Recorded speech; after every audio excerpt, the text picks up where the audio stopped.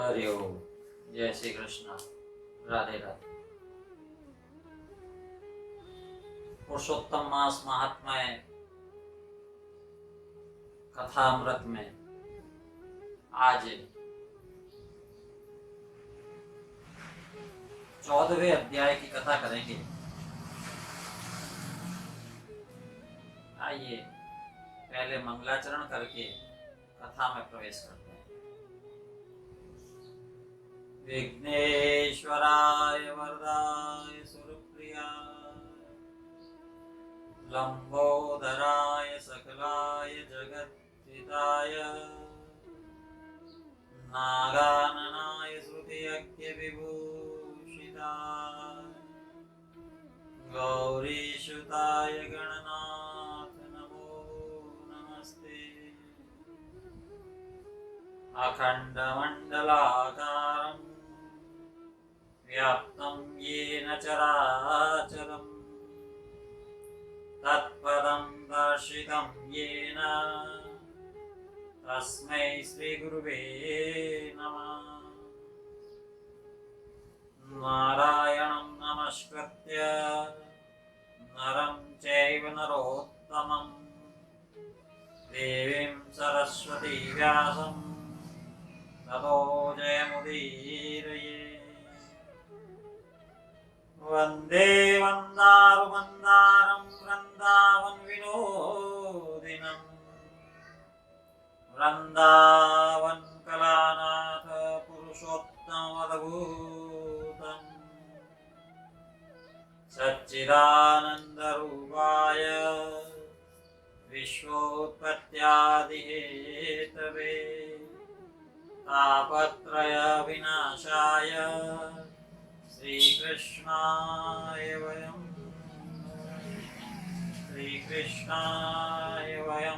नमः। श्रीकृष्णाय वयं नमः। सोमेश मोहि परनुकूला करिहि कथा मुदमंगलमूला। जय श्री कृष्ण। अब तक की कथा में हमने देखा राजा दृढ़धनवा आखेट के लिए गया, थका हारा तालाब के पानी से प्यास बुझाकर हाथ मुंह धोकर एक वट वृक्ष के नीचे बैठा। उसी वट वृक्ष पर एक शुक आकर उस राजा दृढ़धनवा को संबोधित करते हुए कहने लगा था कि इस पृथ्वी पर अतुल वैभव को देखकर तू तत्व का चिंतन नहीं करता तो फिर इस संसार से पार कैसे जाएगा। बस इसी बात को सुनकर राजा दृढ़धनवा बहुत चिंतित हुआ। अपने सैनिकों के साथ महल को लौटा। यहाँ नारद ने पूछा, है नारायण, इसके पश्चात क्या हुआ? उस दृढ़धनवा की चिंता को दूर किसने किया या उसकी चिंता दूर कैसे हुई? तो नारायण कहते हैं, अत चिंता तुरस्य यस्य ग्रहं वाल्मीकि रायसो।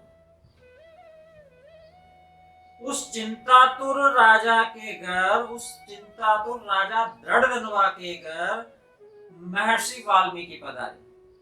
और महर्षि वाल्मीकि वे ही हैं जिन्होंने परम और एक अद्भुत, एक सुंदरतम रचना प्रभु श्री राम के चरित्र का बखान जिसने किया है कि वही महर्षि वाल्मीकि।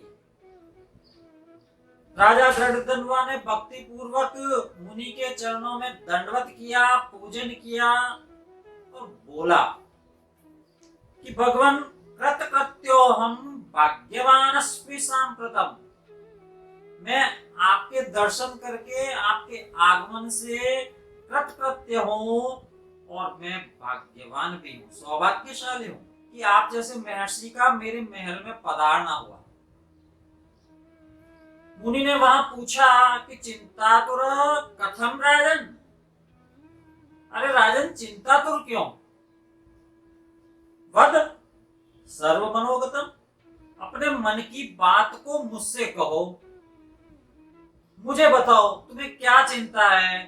तो राजा ने अपना पूरा वृतांत बताया है कि किस प्रकार वह शिकार खेलने गया, एक घायल मृग का पीछा करते हुए दूसरे वन में जा पहुंचा, तालाब से जल पिया, वट वृक्ष के नीचे बैठा और उसी वट वृक्ष पर बैठे हुए एक शुक ने उसे देखकर बोलना शुरू किया, कहना शुरू किया था कि विद्यमान तुलस सुखमालोक्यातीव भूतले न चिंतयसि तत्त्वं त्वं तत्कथं पारमेष्यति।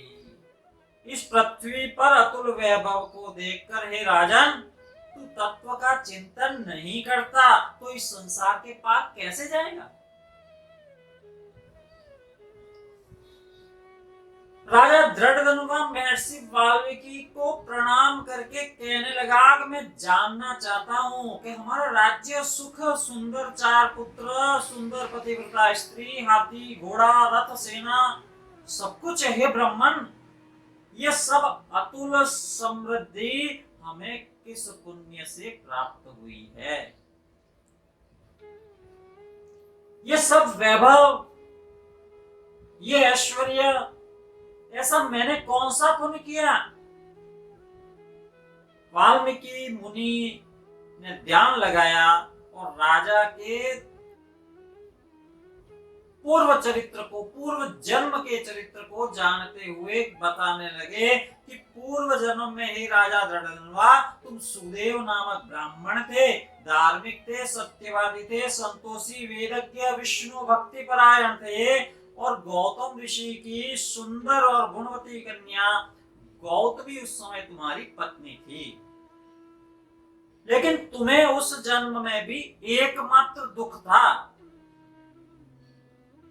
क्या दुख था? कहते प्रावासो संतति नहीं, तुम्हें कोई संतान नहीं थी।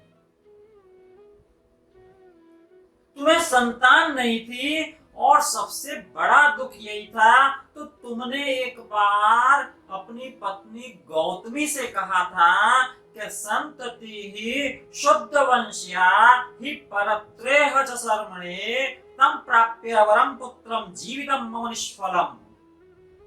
हे देवी, शुद्ध वंश में होने वाली संतति लोक और परलोक में कल्याणकारी होती है। अतः श्रेष्ठ संतान के अभाव में हे देवी मेरा जीवन निष्फल है। मैं जीना नहीं चाहता। पत्नी ने समझाया था बहुत। उस ऋषि कन्या गौतमी ने समझाया, है देव आप तो ज्ञानी हैं, आप भगवत भक्त हैं, आप शास्त्रों के जानकार हैं, विद्वान हैं और इस प्रकार मोह से ग्रस्त हो गए। आप सामान्य सांसारिक पुरुष नहीं हैं।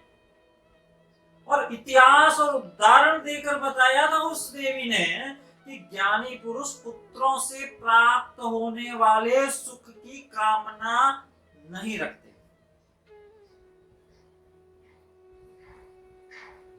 वो आपका काम नहीं है भाई।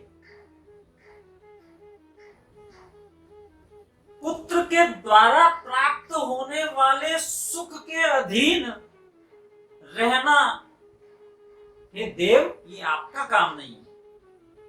और फिर भी आपको सत्पुत्र की लालसा है, संतान की लालसा है, तो हे देव जगत के नाथ, समस्त अर्थों के दाता उस हरि भगवान की आराधना कीजिए। अरे उसकी आराधना से ही कोई न कोई फल प्राप्त होगा।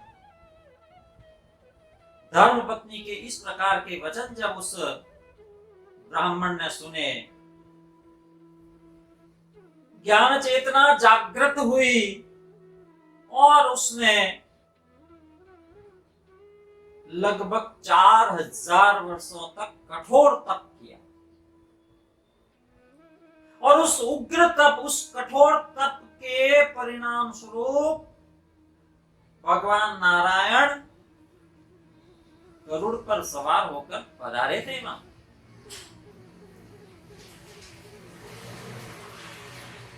गरुड़ पर सवार होकर प्रभु पधारे हैं। गदगद हुआ वह ब्राह्मण, प्रणाम कर रहा है, दंडवत कर रहा है। इस अध्याय में इस कथा को यहीं विराम देते हैं। आगे की कथा 15वें अध्याय में भगवान ने क्या वर प्रदान किया, ये कल के अध्याय में देखेंगे। श्री बृहद नारदीय पुराणे पुरुषोत्तम मास महात्म्ये श्री नारायण नारद संवादे चतुर्दशोऽध्याय। श्री कृष्ण गोविंद हरे मुरारी, हे नाथ नारायण वासुदेव। श्री कृष्ण गोविंद हरे मुरारी, हे नाथ नारायण।